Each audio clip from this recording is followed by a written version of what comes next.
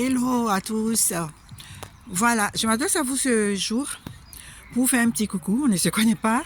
Voilà, pour ceux qui ne m'ont jamais vu, c'est la toute première vidéo. Donc, je vous dis bonjour dans la paix du Seigneur.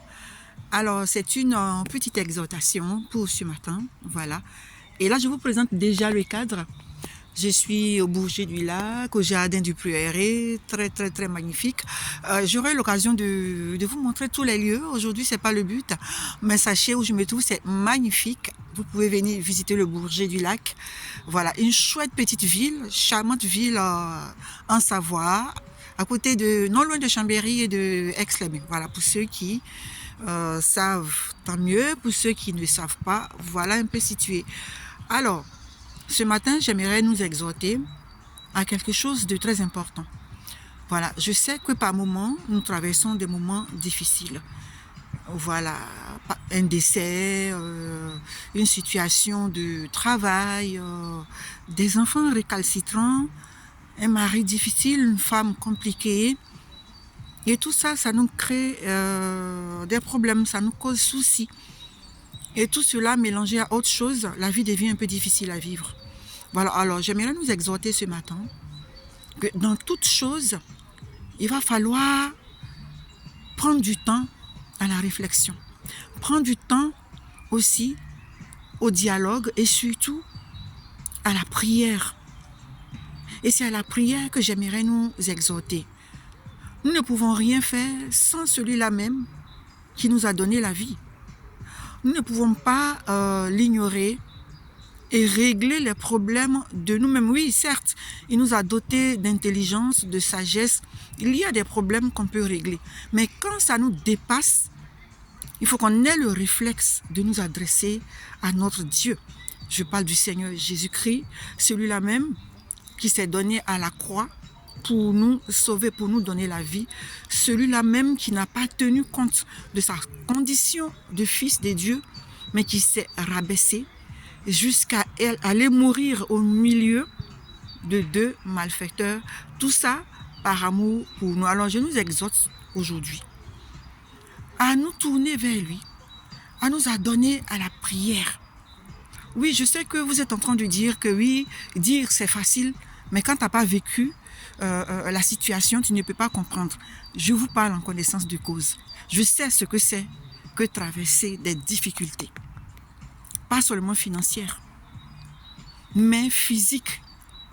La santé, le deuil, les problèmes de couple, de foyer, le travail. Oui.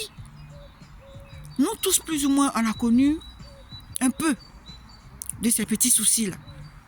Et c'est difficile à gérer au quotidien. Mais sachant que nous avons l'Esprit de Dieu en nous. Il n'y a pas de problème qu'on ne puisse pas régler, que le Seigneur n'a pas mis cette capacité en nous. La Bible dit quoi? Que la main de Dieu intervient là où connaît les limites, où l'homme connaît ses limites. Pardonnez-moi du balbutiement, c'est la première fois. Voilà, c'est là où nous connaissons nos limites que le Seigneur intervient. Ça veut dire quoi? Ça veut dire qu'il a mis toutes les capacités en nous pour lutter, pour affronter. Ne nous sous-estimons pas. Nous avons de la capacité, nous avons du pouvoir, nous avons de la puissance parce que nous sommes enfants de Dieu. Nous sommes fils et filles de Dieu. En nous se trouve l'Esprit de Dieu. Nous sommes le temple de Dieu. Quand on dit que nous sommes le temple de Dieu, c'est-à-dire notre corps. Oh, Christ habite corporellement en nous. Donc il y a des choses qu'on sous-estime, qu'on peut faire. Il y a des problèmes qu'on se sous-estime, mais qu'on peut régler.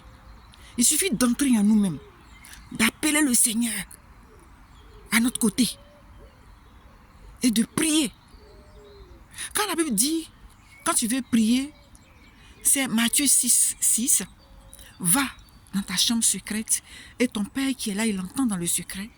C'est pas que dans la chambre où tu dois t'enfermer, mais c'est en toi-même, inviter le Seigneur en toi-même. Ça peut être dans ta voiture quand tu vas au travail. Ça peut être même au salon. Ton conjoint est dans la chambre, les enfants sont dans la chambre. Tu t'isoles dans le salon, dans la cuisine, dans un endroit où tu sais que personne ne viendra te déranger. Tu peux sortir de ta maison, aller dans un lieu secret que tu connais quelque part dans la nature où tu sais que tu peux être seul à seul avec ton Dieu. Et là, tu pries, tu t'adresses à lui, tu lui donnes toutes tes doléances. Et tu vas voir que petit à petit, le nœud que ce problème a constitué dans ton cœur va commencer à se dissiper. Aller aussi dans le lieu secret, ce n'est pas que demander. On peut aller louer le Seigneur, on peut aller l'adorer. C'est fou quand je dis ça, que quand on traverse des moments difficiles, il faut l'adorer. Oui, il siège dans l'adoration. Le tout, ce n'est pas d'aller pleurer. Oui, dans un premier temps, tu pleures. Moi-même qui parle, je pleure. Mais après, il faut se ressaisir. Voilà un peu ce que je voudrais nous dire ce matin. Tu n'es pas appelé à demeurer dans les problèmes, dans les difficultés, dans le noir, dans les ténèbres. Vous voyez même la nature. La nature nous enseigne beaucoup de choses. On a 4 saisons. Nous avons quoi? L'automne, l'hiver, le printemps et l'été. Quand l'hiver arrive, tout le monde a froid. La nuit tombe vite. Tout est noir, tout est gris. Même quand on s'habille, on a la mine bizarre. Les manteaux noirs, manteaux gris. Les bottes noires, bottines noires. Mais à un moment donné, on voit que le jour commence à apparaître et que les fleurs commencent à sortir et que les feuilles, les arbres bourgeonnent. Ça veut dire que toi aussi, à un moment donné, tout va bourgeonner. Tout va fleurir. Le soleil va s'éclairer et tu vas sortir de cette impasse. Donc, ne t'avoue pas vaincu, ne dis pas que tout est fini. Il y a encore du potentiel en toi que tu peux exploiter. Dieu n'a pas encore dit son dernier mot te concernant le problème que tu es en train de vivre. Voilà un peu ce que je voudrais nous dire ce matin. Soyez bénis. Toi qui écoutes ce message, que le Seigneur te bénisse. Allez, je vous aime. À très bientôt.